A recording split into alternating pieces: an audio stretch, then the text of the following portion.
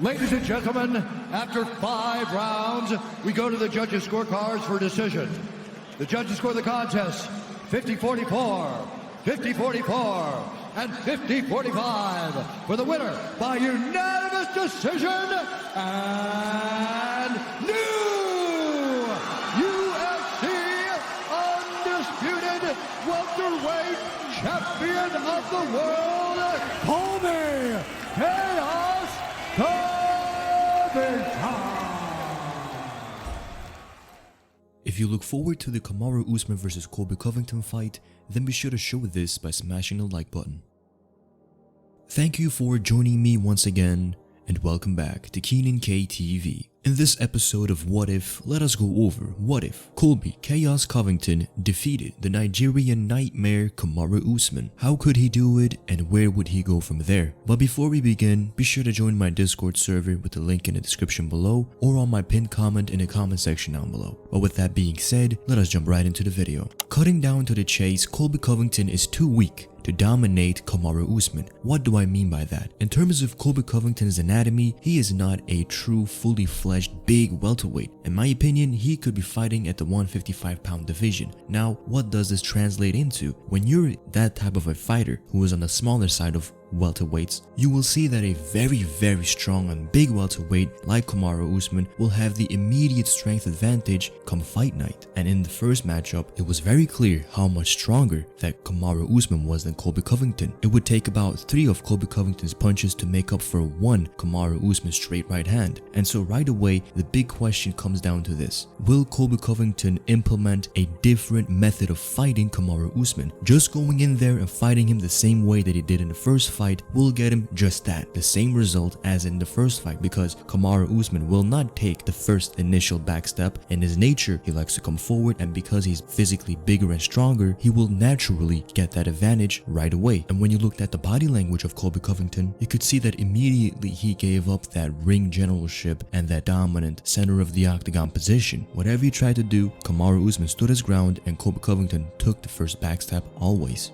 Okay, now with the demeanor and physicality out of the way, let us look at the technicality in this matchup. Kamaru Usman is coming in with a 4-inch reach advantage, which is massive against an opponent of the opposite stance. There is already going to be a natural barrier when 2 opposite stance fighters will go at it because the stances are mirroring one another, which makes the lead hands be closer and the rear hands further away from one another. So in that situation, the fighter who happens to be taller and who happens to have a longer reach is going to have, on top of the natural distance, a natural advantage. And if that fighter also has the advantage in power and strength, then you are wondering to yourself what made Colby Covington commit to the striking game for so long in the first fight. Because as I said earlier, it would take multiple of Colby Covington's punches to make up for 1 of Kamaru Usman's. And also, inevitably, by the end of the fight, you saw Colby Covington get knocked down twice. So already, this is not a way to fight Kamaru Usman. And now that I've made that clear, let us talk about how Colby Covington can fix his approach and defeat the Nigerian Nightmare. First things first, in my opinion, Colby Covington has to abandon the jabbing game. This is not a fight where it can be won with a jab, because the fighter who has a measuring stick is Kamaru Usman. So instead of trying to measure your way in, force your way in. The lead left straight down the middle has been a punch that Kamaru Usman struggled to counter all night long. Kamaru Usman does not have great defense. He is a very open target. Gilbert Burns dropped him. Colby Covington clipped him multiple times, especially when he started off his combinations with the left straight down the pipe and then followed it up with something. Those were the openings that Colby created for himself in the first fight. However, when he stopped throwing the lead left straight down the middle and reverted back to jabbing the entire time, you could see in the jab exchanges, you could see that Kamaru had the better jab, the longer jab, and a stronger jab. So it really was a waste of time what he did there, and a waste of energy, and a waste of his durability in the fight. So let us not do that again in the rematch. Instead of trying to find his way in with the jab, try to use your kicks a lot more. Use your body kicks. This is southpaw versus orthodox for the most part, and when it is in the orthodox stance, go ahead and kick the body. Kick to the head, keep your distance, and use your longest ranged attack, which is your kicking game. It will keep you safe and it will force Kamaru Usman to block, and there will not be a big counter coming your way, which is the most important thing in this matchup.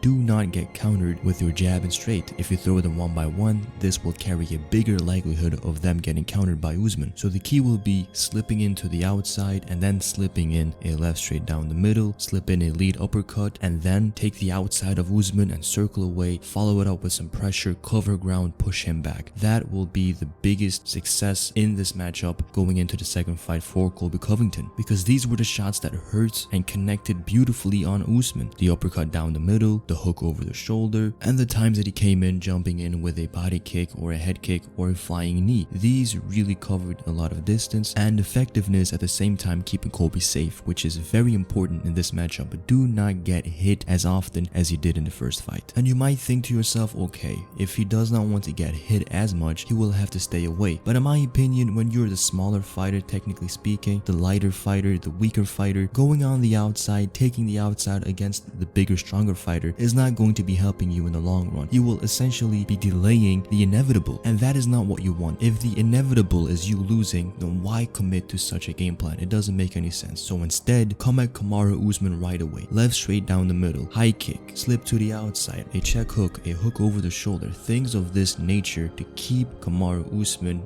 busy and occupied with the big shots, because the jabs are not worrying Kamaru Usman because they're not a big threat. And then when you are close, go and commit to your wrestling. Colby Covington is a wrestler, Kamaru Usman is a wrestler. I understand in the first fight they kind of canceled each other out because they didn't want to commit and see who really is going to be stronger in the department, since essentially both fighters had some sort of success in the stand-up department. However, things are different going into the rematch, especially for Colby Covington. The more that he can mix up the clinch, the takedowns, the ground game, the better it is for him in the long run, because this will bring layers, nuances, variations that Kamaru Usman has to think about. And the more that he can make Kamaru Usman think instead of lead, the more chances Colby Covington has to win this matchup. Now, obviously Colby Covington has two advantages. In my opinion, it is his pure cardio and his speed. By utilizing his speed in the pocket, I believe that he should be able to level change quickly, get in the clinch, and press Kamaru Usman up against the fence. However, the big question becomes then, will he be strong enough to control him up against the fence? Will he be good enough to take him down? But more importantly, will he be strong enough and technical enough to keep down Kamaru Usman? Kamaru hasn't gotten taken down thus far, and if that's the first, perhaps it will also be his first loss in 14 fights, because ultimately this is mixed martial arts, and if you're not going to be able to mix it up, then you really have to be spectacular in one department, which in my opinion Colby Covington is not, especially in the striking department compared to Kamaru Usman. So